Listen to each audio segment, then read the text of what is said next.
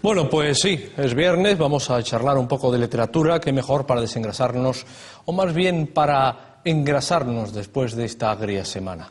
Pues señoras y señores, con nosotros está Armando Starloa, es el autor de El rapto de la europea, este trabajo que tengo entre mis manos y que trata de, no sé si hacer conciencia, pero por lo menos levantar algunas alfombras y decir, oiga, ¿a dónde vamos, no? ¿A dónde vamos a parar? Echemos un poco el freno, que estamos metidos en una espiral de locura, principalmente consumista. Bueno, es una síntesis, sobre todo de lo poco que ha leído ahora mismo quien les habla, lo poco que he conseguido leer en sus ratos libres de este libro. El rapto de la europea, Armando Starloa. ¿Por qué? Porque nos hace falta echar el freno de mano de vez en cuando.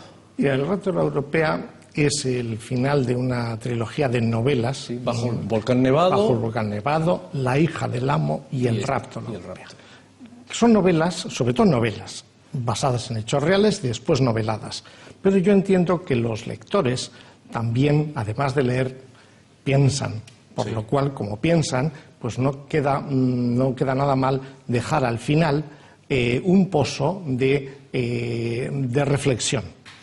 En la primera, Bajo el volcán nevado, la reflexión se hacía y se hace, puesto que sigue en el mercado, se hace sobre los movimientos cuando vamos unas personas a vivir de un estado a otro, otras vienen al nuestro. Novelado. En La hija del amo, la importancia en la economía de los emprendedores, no solamente de los grandes emprendedores, sino emprender una cuestión. Pero en El rapto de la europea, que cierra el ciclo... Dame estos dos, sí, para irlos mostrando, sí. En El rapto de la europea cierra el ciclo y es el resumen de todo un conjunto. Las novelas son independientes, no hay ningún... Se lee una, se lee otra, no hay ningún... Voy a poner este por aquí también, que se vea, sí. Pero El rapto de la europea da un salto al año 2048 y nos vamos a un futuro.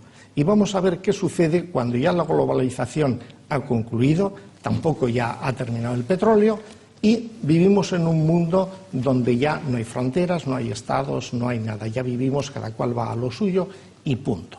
Bien. Y entonces, claro, indiscutiblemente, para saber dónde estamos, tenemos que saber, para saber dónde vamos... Hay que saber dónde estamos. Hay que saber dónde estamos. Y en todo esto aparece Olvido. Olvido es el personaje principal, ¿no? Central. Es la mujer que es raptada y a la que le ponen un clon, en fin, sí, a la que lo sustituyen por otro, ¿no? Después de una, no digamos persecución, pero sí de una ida, supuestamente una ida al hospital. En este caso hay un intercambio ahí de ambulancias, todo el mundo despistado y se rapta a la europea. Eso es. ¿Y Olvido por qué? Pues, ¿Por qué el nombre de Olvido al personaje? Todos los personajes de esta novela, su nombre tiene un significado que al final, en la conclusión de la misma, dices, hombre, claro. Ya. Claro, cada cual tiene su personaje. Pero es una novela de amor. Es una novela de amores sin amores. ¿No es una novela moralista? No, no es una novela moralista, pero sí es una novela de historia de Europa, pero sin historia.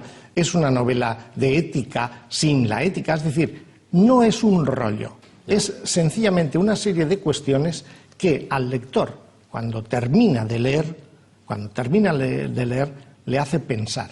Y posiblemente volver a leer otra vez la novela, porque cuando sabe el final, sabe el desenlace y cambia absolutamente todo. Claro, la porque usted habla de la ética, porque esa es una palabra tan amplia, ¿no? Allá cada cual con su ética. ¿O cómo puede entender la ética, ¿no? En este caso, ¿por dónde van los derroteros de la ética del autor? Los del autor. Pues los del autor... Pues del autor supongo que aquí habrá algo del autor. Eso, ¿no? eso es la verdad.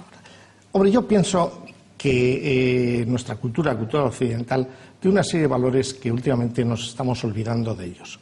Estamos pretendiendo que las cuestiones económicas primen absolutamente por encima de todo. Y hay otros valores y otras cuestiones que no solamente son económicas. Y nos estamos olvidando de uno principal, que es la que libera a los pueblos, que es la cultura. Sí. La cultura en su esencia, yo no estoy hablando de una cultura tostón, sino la cultura de todo, la cultura de la vida, la cultura de la comida, la cultura en general.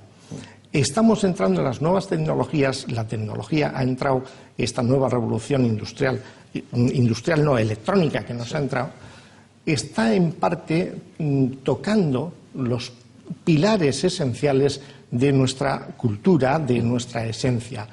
Y la novela, bueno, va desarrollándose, es un rapto, porque voy a adelantar a los televidentes un puntito nada más. Claro, es una deferencia solo, una deferencia, solo una deferencia. Es que esta mujer había llegado el año 2048 y tenía un inmenso problema. Es que pensaba. Y era la única persona que pensaba. Que no he dicho todavía que esta mujer, antes de ser raptada, lo que quiere es dar un mensaje al mundo. Dar un mensaje al mundo, eso es. Y ella pensaba. Y entonces, claro, se le rapta para intentarle transformar su mente. Y ahí se desarrolla la novela, cómo ella se defiende. Incluso entra el ajedrez también dando vueltas por la cuestión, porque es una lucha la que va a tener en el rapto. Hay una partida, ¿no? Hay una partida. Está secuestrada, está continuamente de partida. Y va repasando todo su mensaje, que a su vez es la historia de Europa, donde Canarias tiene su sitio dentro de la historia de Europa, no una historia que nos han venido contando, sino una historia detallada, porque he tardado 3 años en hacer esta novela, en preparar datos y demás, para que cuando la letra está en cursiva, los datos son fiables, son verídicos. Porque habla de la historia de Europa, de Canarias imbricada en la historia de Europa, pero claro, cuando uno lee letras basada en hechos reales, pero desarrollada en el 2048, dices, ¿cómo va a ser eso? Eso es. ¿Cómo va a ser que una historia que se mueve y que funciona en el 2048 está basada en hechos reales? Pues está basada en hechos reales, porque se puede uno extrapolar al año 2048 con hechos reales que están sucediendo hoy, si tienes en función los que han sucedido antes. Antes no estoy diciendo en 40, 30, 50 años, no, desde atrás. Desde atrás. Si seguimos así, nos vamos con hechos reales al año 2048, al pleno siglo XXI. ¿Dónde vamos? Bueno, habla de la historia de Europa, pero obviamente Europa tuvo algo que ver, sobre todo España tuvo algo que ver con América, ¿no? Claro. Que ahí también hay episodios en los que se habla de, por ejemplo, de los hechos de Iguazú, ¿no? Claro. Y todo eso. En ese desarrollo de dónde estamos y a dónde vamos, se ve cómo los pueblos, los reinos que componen España, tanto Aragón como Castilla, se expanden. Aragón se expande hacia el Mediterráneo y Castilla hacia el Atlántico, vía Canarias hacia el Nuevo Mundo. ¿Que aparece Colón por aquí también? Aparece por aquí Colón y lo que le pasa, en fin, una serie de cuestiones. Pero todo ese proceso en el cual en España se llegó a que no se pusiese el sol nunca, en 200 años nos lo hemos cargado. O sea, se hizo un proceso magnífico de desarrollo y se pasó a ser con una riqueza impresionante, y de 200 años a esta parte se ha destruido a partir de los hechos de Iguazú, que estuve precisamente en los archivos de la Compañía de Jesús en Loyola, pues haciendo análisis para dar datos concretos, exactos, el por qué, cuál fue la razón del proceso de la descolonización de nuestro país, que todavía no ha concluido. No. Y lo sabemos, además, ¿no? Hay algunos arietes por ahí todavía sin solucionar. Estábamos hablando usted hablaba antes, ¿no? De esta revolución industrial que la llamamos la revolución tecnológica, y con el tema de la cultura. Pero ¿la verdad teme que esta revolución tecnológica acabe con la cultura actual? ¿O al contrario va a ser como altavoz? Y es más, ¿va a facilitar el acceso a la cultura a todos? Ese es uno de los temas que se toca en la novela, porque depende de cómo se utilice.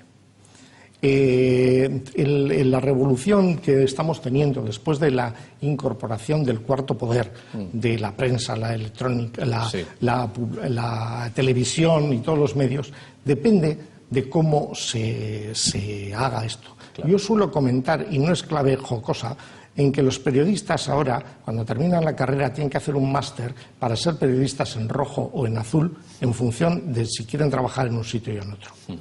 Eso no puede ser. Eso no puede ser porque eso no es bueno. Porque eso no lleva nada más que a intereses partidistas y no lleva a los intereses generales del pueblo. El otro día, en la presentación del Corte Inglés, había una serie de fichas grandes colocadas, ¿no?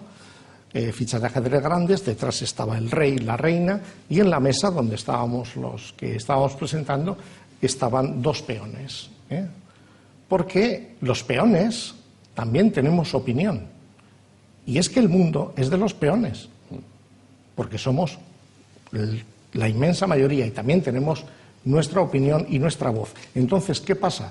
Que con los medios de comunicación mediatizados, pues pobres periodistas cuando terminan ustedes la carrera, que les exigen un máster para poder trabajar en rojo. En sí, sí, es cierto, ¿no? Es cierto lo que y dice. Eso no puede ser. Y no puedo desmentir lo que dice usted, porque es cierto. Y además también es que hay mucho pusilánime en este oficio que estudian para colocarse en un gabinete de prensa, ¿no? Sí. Bueno, eso es, en fin. Pero habla de los peones, habla del rey, habla de la reina. En realidad todos somos peones, porque hay 4 hilos y los mueven 4. Y los mueven 4. ¿Qué pasa con la revolución? Ahora estamos viendo, por ejemplo, en Francia, cómo a los estudiantes se les toca un tema de las becas y saltan. En Italia también. De las matrículas, de las becas, y salta todo el mundo. Hay algunos lugares de Europa en el que parece que la comunidad universitaria sí que está preparada para meterse otra vez en las barricadas. Entiéndaseme lo de las barricadas, ¿no? Pero todavía no he visto ninguna reacción de la comunidad universitaria, cuando hablo de la comunidad de los estudiantes en España. Todavía no he visto ninguna. En España... Y lo digo sí. a razón de que antes uno iba a la facultad y veía reunión del sindicato cual, reunión para esto, reunión para los valores humanos. Ahora es una reunión para quedar a tomar copa, y entre otras cosas, ¿no? Alguna te encuentras, pero muy poco. Es triste. Sí. Uno de los temas, toda esta novela, El rapto de la europea, toda la novela está escrita en un lenguaje muy sencillo y muy coloquial. Sí. Muy sencillo y muy coloquial. Y va llegando al por qué nosotros somos diferentes al resto de Europa. Nosotros tenemos un diferencial importante entre nuestro nivel económico y nuestro nivel cultural. No van acordes. Europa desarrolló, gracias a España, y además se ve en la novela, desarrolló su nivel económico y cultural antes que nosotros. Entonces no es que tengan más o menos dinero, sino que la cultura básica de los pueblos europeos es mayor a la nuestra. Y no estamos hablando de diferenciales económicos, sino que la diferencia entre el poder adquisitivo medio español y vamos a poner alemán, y el nivel medio cultural español y alemán es brutal. Nosotros tenemos una diferencia mucho más baja y eso nos viene de atrás, y eso es una de las cosas que hay que saber por qué nos viene, porque si vamos hacia adelante... Pero nos viene de atrás o porque España tuvo un parón en la época que hemos visto una foto de Francisco Franco importante, donde se cerraron bastantes grifos, por no decir todo. Ahí tuvo uno importantísimo, pero antes ya había tenido otros. Ha sido una sucesión de adebacles culturales que precisamente se cae como unos naipes, se cae a partir de América. Y en la novela se explica muy sencillo, por eso está gustando tanto, porque utilizando un lenguaje coloquial se ve dónde ha ido la riqueza que se ha sacado de las colonias y que se ha sacado. ¿Dónde ha ido? Ha ido a Europa. Porque en España no lo hemos nosotros pueblo, sino los dirigentes lo han dilapidado. El rapto de la europea de Iñaki, claro, Iñaki es el personaje. Que tú eres, Iñaki sí. Además te estoy tuteando ya, perdón. Sí. Basa la novela usted precisamente en el pueblo de la nación, ¿no? Sí. Usted nace en el País Vasco, Bilbao, y por ahí uno identifica las calles rápidamente, los monumentos y todo, ¿no? Todavía en el 2048 ve que hay muchas cosas del patrimonio en pie, ¿no? Pues señoras y señores,